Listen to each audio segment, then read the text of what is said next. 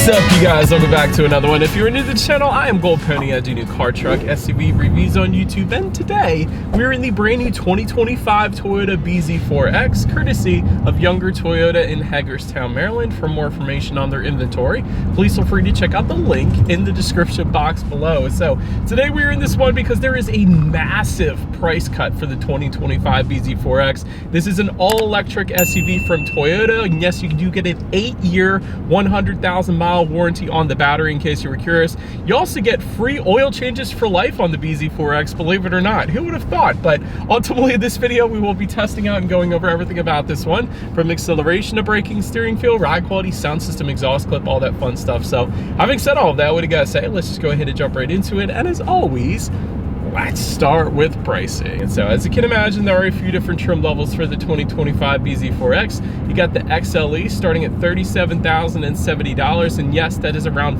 $5,000 less than the 2024 model year. Got the Nightshade all-wheel drive for $40,420. That is a new trim level for 2025, by the way. And then you got the Limited starting at $41,800. And so the Nightshade is the only trim level that comes standard with all-wheel drive. The other two come standard with front-wheel drive. If you wanted to add all-wheel drive to those two, you can do that. Simply add $2,080. And in case you guys were curious, today we are in the XLE front-wheel drive. So we got the base trim level with us here today. So anyways, when it comes to the power plant, it is going to differ between the front-wheel drive and the all-wheel drive. So for the front-wheel drive, you get a single electric motor putting out 201 horsepower, 196 pound-feet of torque. Range for that one is going to come in at 252 miles for our XLE front-wheel drive that we have with us here today. 236 miles then for the Limited. 80% charge can be had in around 30 minutes, in case you were curious about that. But then the all-wheel drive, of course, is going to get a dual electric motor setup.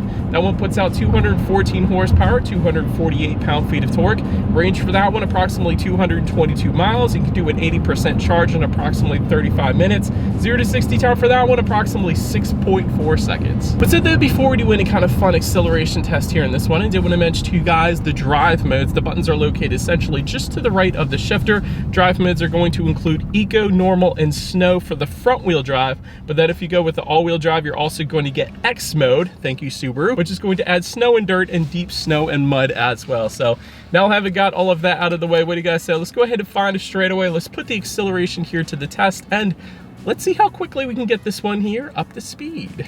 And go! Little slipping. Still quick.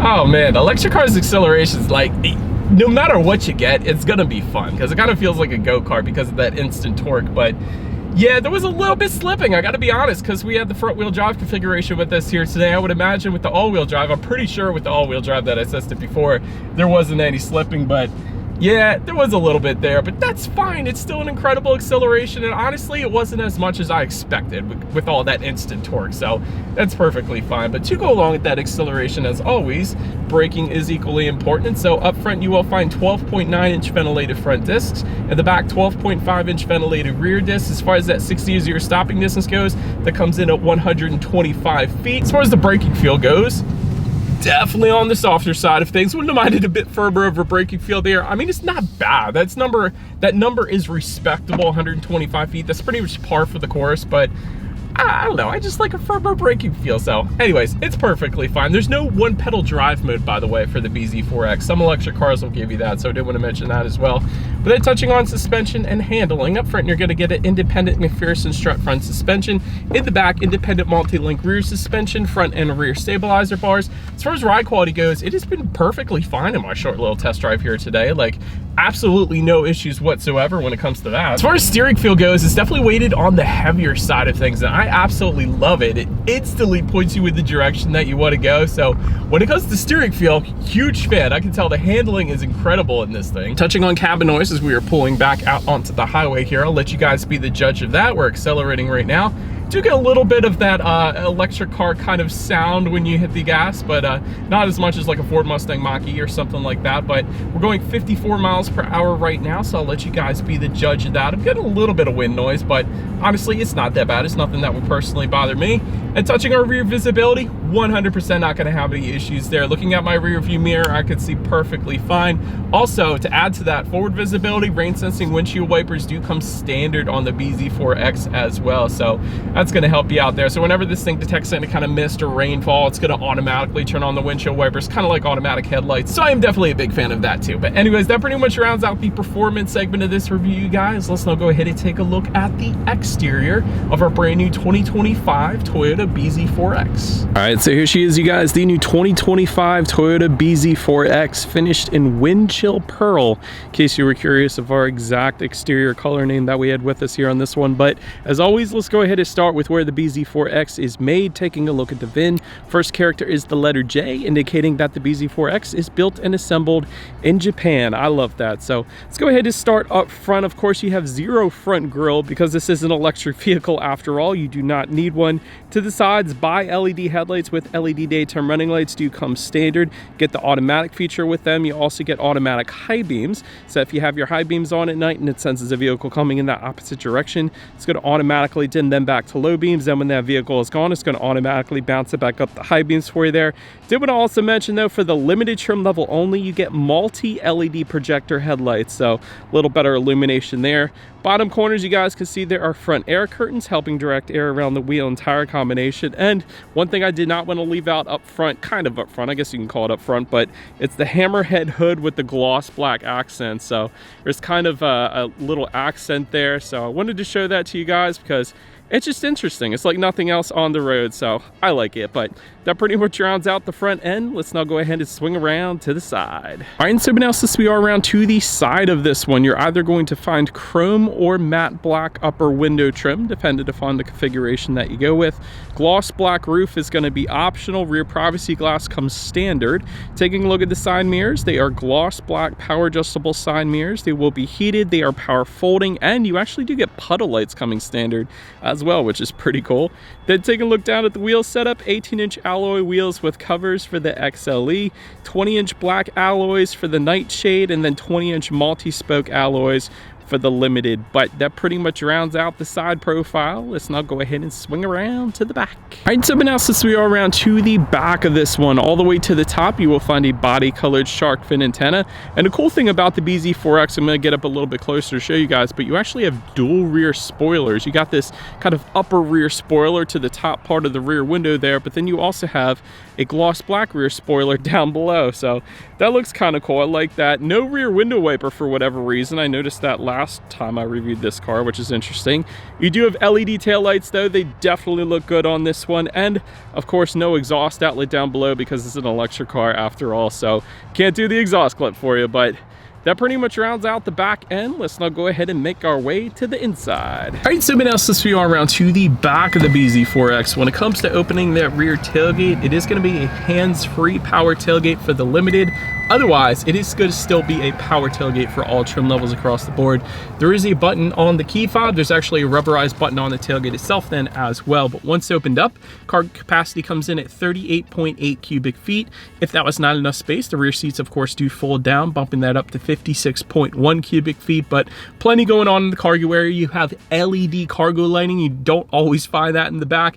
I liked that. There is a cargo cover back there. You got tie-down anchors. There's actually grocery bag hooks. You got one on each side, so that was pretty cool. And then if you were to lift up underneath of that cargo floor, you will find some in-floor storage, more than likely to put the charging cables back there. So then make your way up to the rear legroom. That is going to come in at 35.3 inches. For reference, I'm even 6 feet tall. This is how much space I had in the rear seats there. Rear ventilation does come standard. You get dual rear USB charging ports coming standard as well. If you wanted heated rear seats, go with the Limited trim level, but all trim levels will get a rear center armrest with cup holders, and actually there's a little tablet or cell phone holder just in front of the cup holders as well, so that was pretty cool. Rear ambient floor lighting does come standard. Can't probably show that to you guys right now, but that's going to look good at night. And you get front seat back pockets, of course, as well. But now let's go ahead and make our way up to the front seats. You're going to find a fabric Softex combination for the XLE and Nightshade trims, but then full Softex seating for the Limited trim level.